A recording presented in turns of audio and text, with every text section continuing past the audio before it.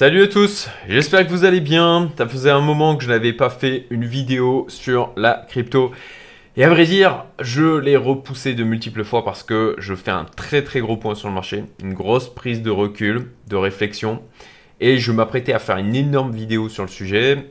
Et je me suis dit, oulala, ça va faire long. Ce qui fait que j'ai interrogé sur mon canal Telegram. Vous avez les liens d'ailleurs en description où je partage des choses du quotidien.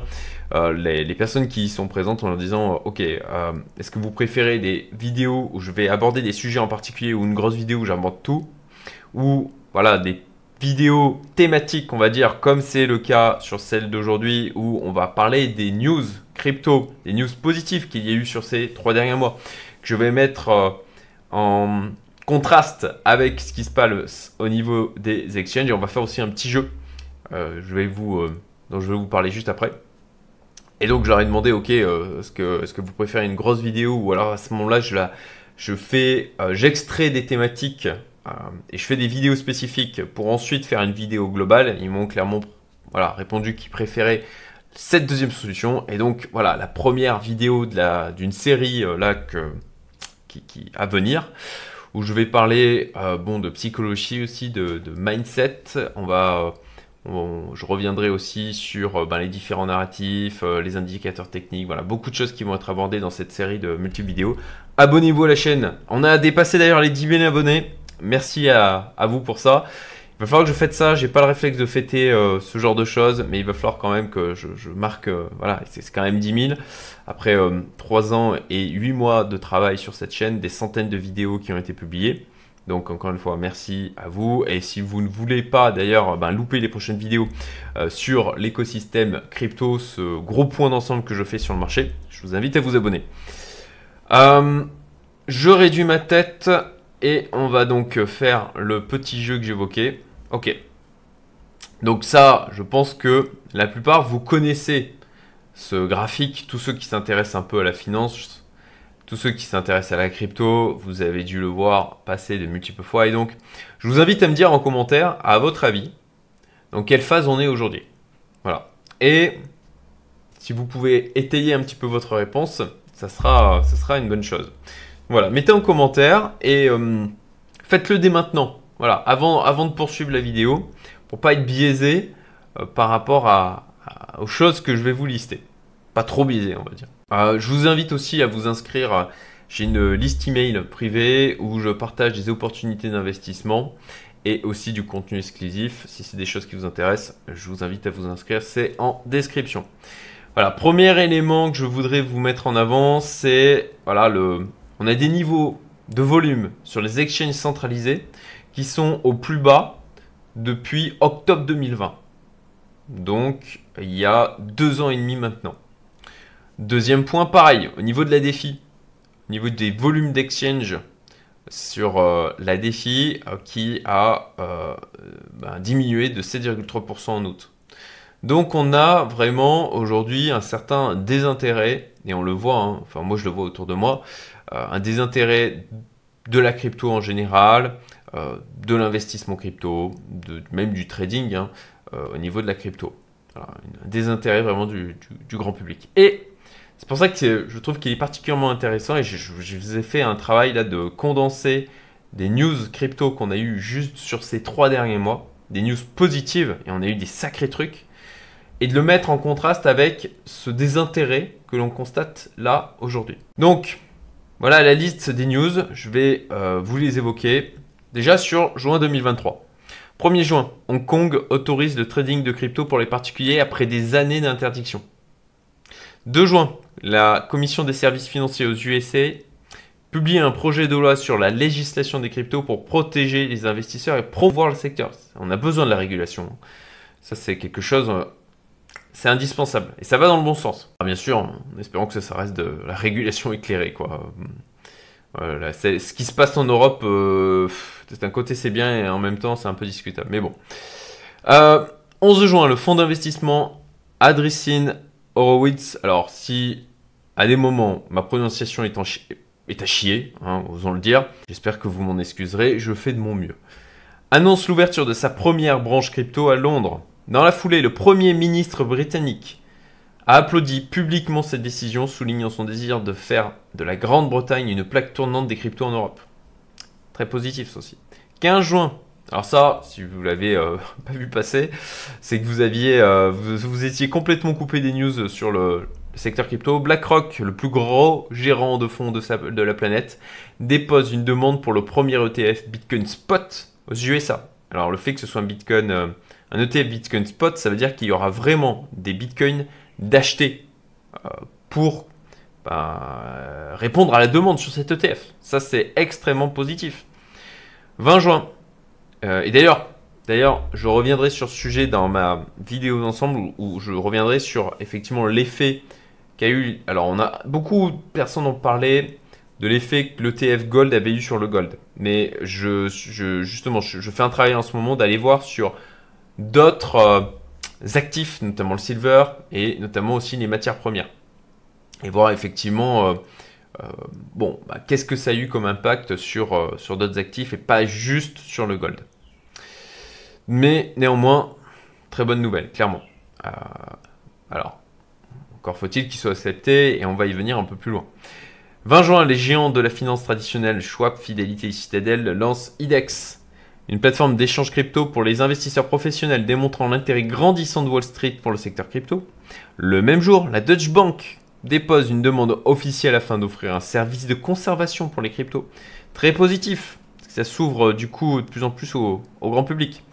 21 juin, Jérôme Powell, le président de la Réserve fédérale américaine, déclare que les cryptos ont un potentiel durable en tant que classe d'actifs. 30 juin, le Nasdaq, bourse américaine, lance son service de conservation de crypto. Juillet 2023 maintenant. 4 juillet, Bitcoin Depot, leader des distributeurs automatiques de crypto, fait son entrée sur la bourse américaine.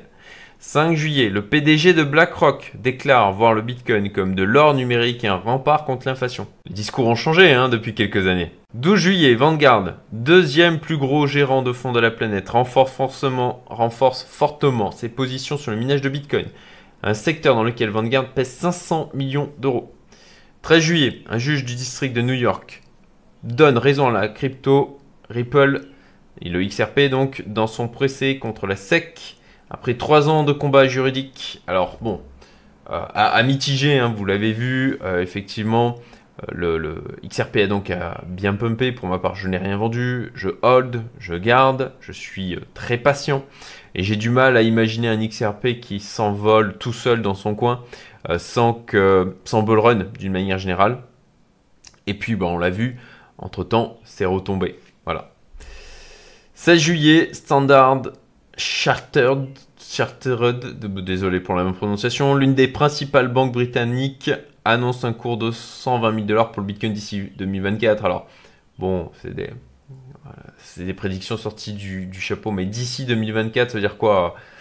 Bon, on le sait, des prédictions comme ça, il y en a de partout, mais néanmoins, c'est l'une des principales banques britanniques, et ça aussi, c'est un élément positif, c'est des institutionnels qui en parlent. 19 juillet, le candidat à l'élection présidentielle américaine Robert Kennedy Jr. propose d'indexer le dollar au Bitcoin, ça c'est énorme, ça arrive, et de retirer les taxes sur les plus-values en Bitcoin. Là c'est intéressant parce que je pense qu'il a besoin de financement là, et d'aller chercher du financement auprès des pro-Bitcoin qui ont de l'argent, qui proviennent du coup de l'investissement crypto, ça pourrait, si un candidat comme ça est élu, ça peut donner des choses, ça peut être un déclencheur de bull run. S'il met en application ce dont il parle, alors ça dépend des proportions, mais même ça serait au 0,1%, ça serait quand même assez dingue. Le même jour, la Société Générale devient la première banque européenne autorisée à proposer des services d'échange et de conservation de crypto. 26 juillet, le Premier ministre japonais déclare sa flamme aux cryptos et affirme que le Japon a pour objectif de faciliter le développement du secteur. 29 juillet, les USA passent une loi pour protéger le droit des citoyens à posséder des cryptos. L'objectif est d'empêcher les agences fédérales d'interdire l'utilisation des cryptos. 2023, 1er août, FTX 2.0 officiel. Donc pour moi, c'est de la liquidité à venir pour le marché, ça. Une fois que, bien sûr, il sera ouvert et que les gens auront de nouveau leurs assets de disponibles, en tout cas une partie. 2 août, MicroStrategy vend ses actions pour acheter du Bitcoin. 3 août, BlockFi est proche de rembourser ses clients, ça aussi. Ça, c'est de la liquidité qui revient à disposition de personnes qui sont dans le monde de la crypto et qui, je pense, à minima une partie, en fait, ils rachèteront du Bitcoin ou autre crypto. PayPal lance son propre stablecoin. 7 août donc. 16 août, Coinbase lance son mainnet pour sa propre blockchain Layer 2. Coinbase aussi, même jour, obtient l'autorisation du régulateur pour lister des contrats à terme crypto aux États-Unis. 17 août, Ethereum, la SEC va approuver les ETF sur les contrats à terme Ethereum, ETH. 22 août, Oman dévoile un centre de mining crypto gigantesque à 350 millions d'euros. Même jour, de 0 à 3 milliards, un mystérieux wallet devient le 3e plus gros holder de Bitcoin en quelques mois. Alors, voilà, je vous le dis, on a eu la news un peu plus loin. Un peu plus tard, c'est en fait Robinhood. 25 août, le soutien des réserves de Tether dépasse les 100%. Donc ça, on a eu pendant très longtemps le spectre de Tether qui s'effondre. Et ce qui aurait en fait, ça serait assez violent pour le monde de la crypto.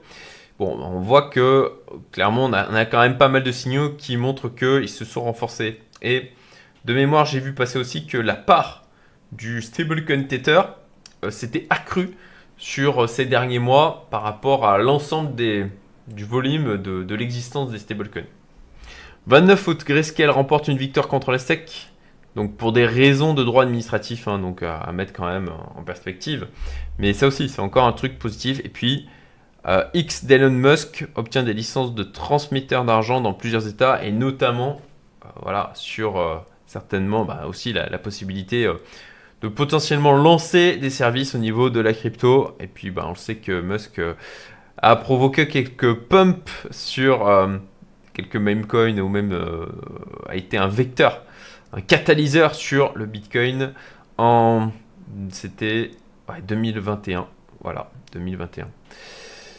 Voilà, je voulais mettre en lumière en fait le peu de personnes qui s'intéressent au marché, les volumes en baisse sur les exchanges centralisés au niveau de la DeFi. Et donc, alors, attention, je vous ai cité toutes les news qui sont positives. Il y a eu quand même quelques news négatives, mais sincèrement, il y a eu beaucoup plus de news positives que de news négatives. Et on a eu quand même des choses qui vraiment tendent à faire vraiment évoluer l'écosystème vers l'adoption de masse, vers de l'afflux de liquidités sur les mois, les années à venir, les trimestres, les années à venir. Voilà. Donc, c'était la première vidéo donc, de cette série sur Point Crypto d'ensemble, que je vais sortir dans les semaines qui viennent. Peut-être plus vite si j'arrive à me dégager du temps sur le sujet. Inscrivez-vous abonnez-vous à ma chaîne pour ne pas louper. Et puis, ce sera intéressant de voir qu'est-ce que vous pensez où est-ce qu'on en est sur l'état du marché. Pour ma part, je vais me mouiller. Je suis encore en train de travailler sur tout ça, de continuer à compiler de l'information, à réfléchir sur le sujet, à réfléchir du coup sur mes stratégies. Et bon, soit on est sur la phase de dépression, mais je pense qu'on est un peu avant, et qu'on peut encore avoir une phase de capitulation. Voilà, alors capitulation non pas telle qu'on l'entend ici, mais plutôt une ultime phase de capitulation, tel qu'on pourrait le voir là, en rouge. Donc, écoutez, je reviendrai sur le sujet. J'espère que vous avez aimé cette vidéo. Likez-la, partagez-la, ça m'aidera à promouvoir mon travail. Et je vous souhaite un excellent week-end. À bientôt.